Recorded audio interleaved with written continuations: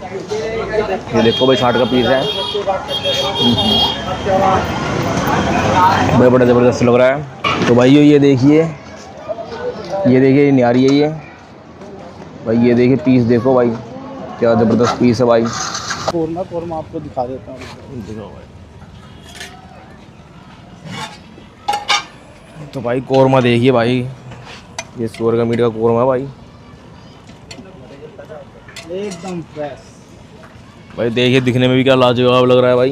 जो नारी वारी लगती है सुबह, हाँ वह भाई से अच्छी नारी कोई नहीं बनाता भाई। ये मोमोज भी सुअर के होते हैं। ऑल आइटम सुअर का होता है मेरे पास। अच्छा 2-3 साल हो गए खाते हुए, अच्छा है, बहुत बढ़िया, कब बहुत 2-3 टेस्टी। साल से खा रहे मैंने कई जगह खाया है, त्रिलोकपुरी इवन कई जगह, इवन मदनगिरी वगैरह भी खाया है मैंने, मंगलपुर सुल्तानपुरी, पर भाई का बेस्ट है। हैं। भाई कबाब भी बड़े ज़बरदस्त लग रहे हैं,